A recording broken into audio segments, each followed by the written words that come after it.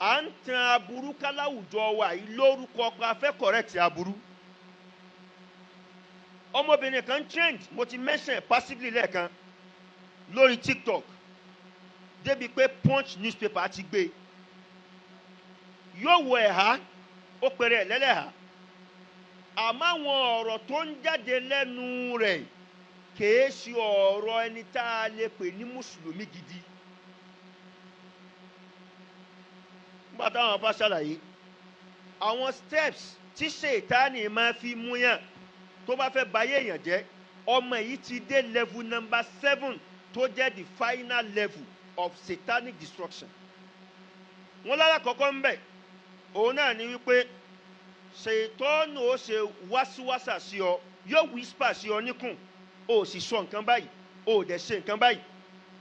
ẹlẹ́ẹ̀kejì yóò gbé ọ dé level intention ọ̀ọ́dà níyàn pé mo fẹ́ ṣe alhamu. ẹlẹ́ẹ̀kẹta yóò gbé ọ dé level determination alahazimu máa ṣe. ẹlẹ́ẹ̀kẹrin yóò gbé ọ dé level kó o ṣe àlìfẹ́lù gẹ́gẹ́ fún rẹ̀. ẹlẹ́ẹ̀karùn-ún yóò gbé ọ dé level kó o repeat ẹ̀ al-israr ṣe sí ẹyọkan ò tó. ẹlẹ́ẹ̀kẹfà yóò gbé ọ dé level yóò di way of life asuluk wọ́n ti wá mọ̀ ọ́ mọ̀ pé tẹ́ ẹ bá ti wá àwọn tí mo gbó o àwọn nu tẹ́ ẹ bá wá àwọn ọmọ kọ́ọ̀tì o àwọn nu it become a way of life. àmọ́ the final level of destruction ni pé yóò wá gbé ọ dé level alimujahara ọmọ wa polongo ẹ wípé èmi ní nǹkan báyìí tí ò dáa. tánàbí ń sọ pé kúlù ummati mu'afa illa al-mujahiri. ọlọ́run bó forí jìn ẹ̀ṣẹ̀ gbogbo àwọn àlùmọ̀ mi tí wọ́n bá kú tí wọ́n ò ṣẹbọ wọ́n ní opportunity kọ́lọ́run bó yááfì wọn àyàfi ìran kan òun náà ní ìran àwọn tí máa polongo ẹ̀ṣẹ̀ wọn. kódà níbi tí wọ́n explain yẹn pé ń bẹ nínú ìpolongo ẹ̀ṣẹ̀ kéèyàn ó dẹ́ ẹ̀ṣẹ̀ lálẹ́ ọlọ́run bá wá bo àṣírí rẹ̀ o ò kú síbi tó o ti ń ṣe zìnà ọmọ tó o gbé wálé o kú sínú ilé rẹ o kú síbi tẹ́tẹ́ o kú síbi ọtí ọlọ́run bá bọ́ àṣírí rẹ gbogbo ẹ lọ nírọ̀wọ́ àrọsẹ̀ kó o lè bá a túbá ilẹ̀ wa mọ́ ọ̀wá ń sọ fún àwọn yẹn pé alẹ́ àní ò dẹrùn àlìkíyàmọ̀ rẹ ò ní dẹrùn.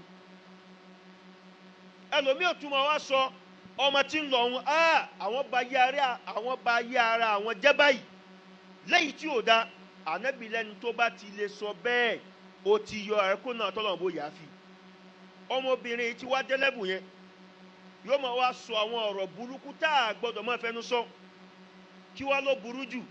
ẹ wàá rí náà ọmọ ìyá wa mùsùlùmí wọ́n wàá gbé fídíò ọmọ yẹn sókè wọ́n wàá plé rẹ̀ kẹ́yìn tẹ́ ẹ̀ tí ìgbọ́n ti ń sọ kẹ́ ẹ lè bá a gbọ́ àwọn wàá ṣe tàlíkù lórí ẹ̀ eléyìí fúnra rẹ̀ burú ju tọ́mọ yẹn gan ṣe lọ. nígbà tó lọ́wọ́ bá ń wọ̀nà ọ̀la alukur'an ọlọ́run ní inna alladhina yuhibbuna an tashi'a al-fahishatu fil ladhina amanu gbogbo àwọn tó já sí wípé ìdùnnú wọn ní máa jẹ́ kí aburú ó tàn ká àti ìwà pálapàla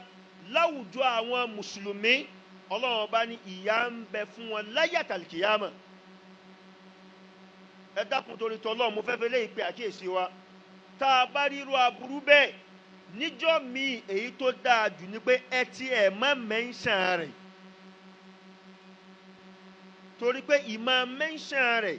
yóò máa fa ọkàn àwọn ẹlòmíì tọ́kàn wọn lẹ tí àárẹ̀ ń bẹnu ọkàn wọn káwọn ó lọ wo ń tẹ̀ ń sọ̀rọ̀ nípa ẹ̀. ẹ wá gbé fídíò ẹ̀ sókè ẹ wá play rẹ̀ ẹni tí ò tí ì gbọ́ tẹ́lẹ̀ ó máa wá gbọ́ aburú lélẹ́yìí. Al-Imam Ibn Taymiyyah rahimahullahu ta'ala wọ́n ní inna Allah ta'ala tawa'ada bil azabi ala mujarradi mahabbati an tashi'a al-fahisha.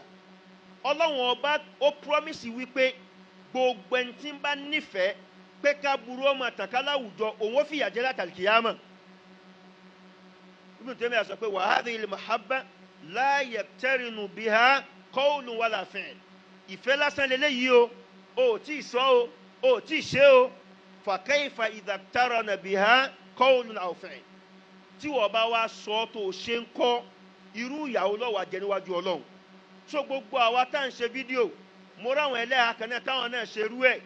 tẹ́ ń gbé fídíò ọmọ yẹn sókè tẹ́wàá play rẹ̀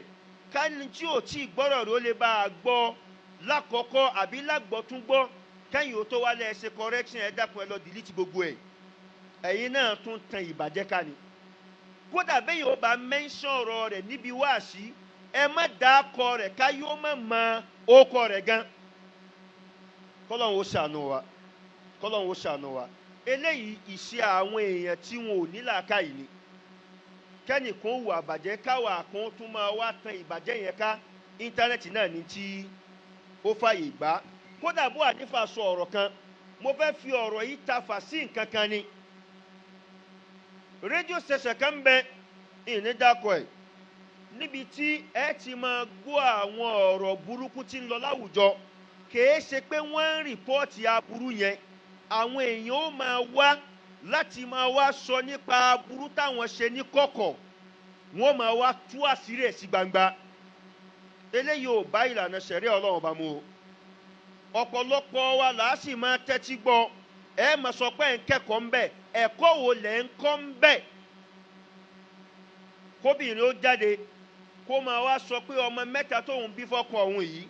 méjì nínú ẹ̀ ẹnìkan ló ní kì í sọkọ oore wo ló wà ń bẹ́ẹ̀ à ń dá fìtínà lẹ̀ láwùjọ débi pẹ́lòmíì wá ń dá òtì ìyàwó gan àtàwọn ọmọ tó bí ẹgbọ́n tí Abu Hanifa sọ Abu Hanifa sọ wípé alimusabatu bilfujur la tustantok obìnrin tọ́lọ́wọ́n bá fi àdánwò ìṣekúṣe tó bá fi kàn ẹ gbọ́dọ̀ ní kó sọ̀rọ̀ kó sọ síta ẹ má interrogate ẹ pé ó yẹ sọ kí gbogbo ayé gbọ́ gbogbo Nàìjíríà ń gbọ́ o gbẹnu sí máìkì ẹ má ṣe bẹ́ẹ̀